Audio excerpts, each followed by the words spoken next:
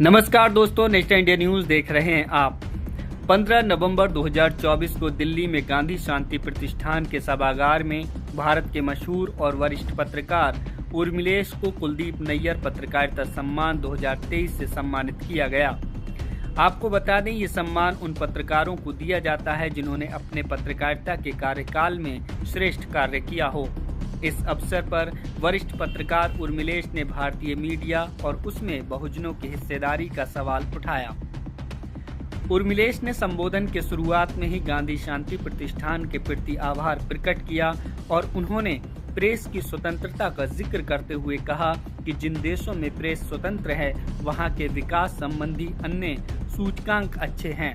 उन्होंने नॉर्वे और डेनमार्क आदि का जिक्र किया और बताया कि प्रेस के स्वतंत्र रहने का मतलब किसी भी देश में लोकतंत्र की मजबूती और वहां चहुमुखी विकास का परिचायक है। जबकि आज ग्लोबल हंगर इंडेक्स के लिहाज से देखें तो भारत भुखमरी के मामले में सबसे निचले पायदान पर है। यहाँ तक कि भूटान, बांग्लादेश और रवांडा जैसे देश इससे आगे हैं। उन्होंने रवांडा का उल्लेख करते हुए कहा कि रवांडा वह देश रहा है जहां सत्ता और मीडिया ने मिलकर लोकतंत्र को न केवल कमजोर किया बल्कि वहां लाखों लोगों के नरसंहार का कारण बने। उर्मिलेश ने ये जोर देते हुए कहा कि मीडिया और सत्ता का संबंध जैसा आज है वैसा ही पहले भी रहा।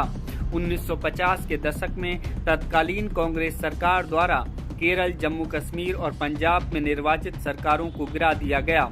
तब भी मीडिया सरकार के समर्थन में खड़ी थी और आज भी मीडिया सरकार के समर्थन में खड़ी है। हालांकि उन्होंने गणेश शंकर विद्यार्थी और अबू बाकर का उल्लेख करते हुए कहा कि ये दोनों स्वतंत्रता संग्राम के समय अत्यंत ही साहसी पत्रकार रहे और दोनों की हत्या की गई।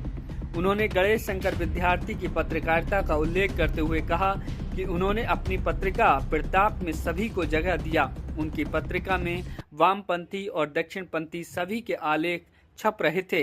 हालांकि दक्षिणपंथियों को जगह कम मिलती थी। मीडिया में जाति का उल्लेख करते हुए उर्मिलेश ने कहा कि पहले भी मीडिया में विविधता का अभाव था और अब भी विविधता का अभाव है। उन्होंने कहा कि मीडिया में SC, ST, OBC समाज के पत्रकारों का अभाव आज भी है। उन्होंने कहा कि आज़ादी के बाद भी देश की मीडिया में एक ही तरह के वर्ण और एक ही तरह की जाति के लोग भरे पड़े हैं। मीडिया में इस पर विचार नहीं किया जाता। उन्होंने कहा कि आज की सियासत में अधिक विविधता है लेकिन पत्रकारिता में विविधता है ही नहीं।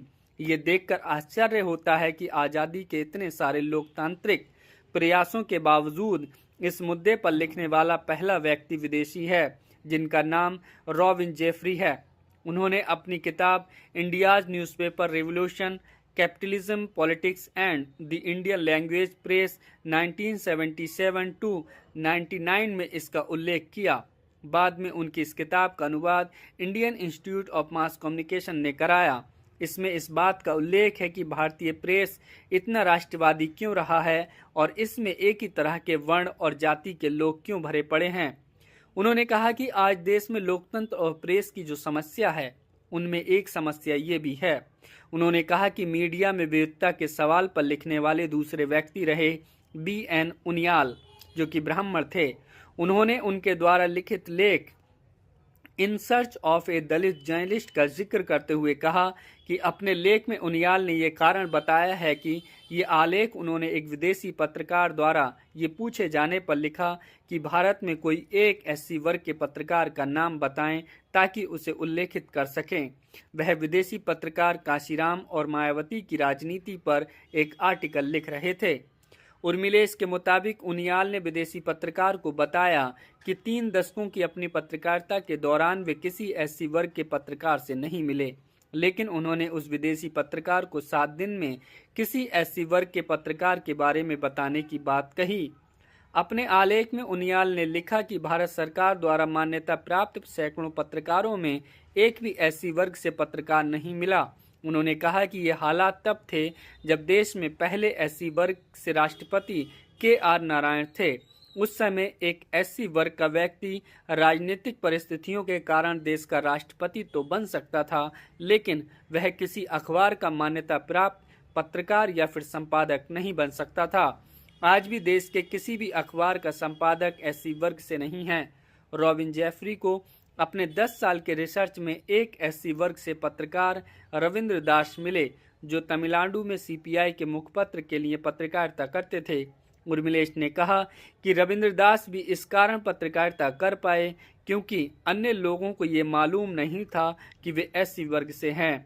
आज देश के विभिन्न मीडिया संस्थानों में एससी ओबीसी पत्रकार तो हैं, लेकिन वे अपनी सामाजिक पृष्ठभूमि के बारे में चुप रहते हैं।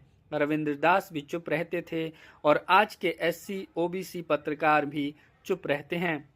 तो फिलहाल इस स्टोरी में सिर्फ इतना ही। आप लोगों की क्या राय है कमेंट करके जरूर बताएं।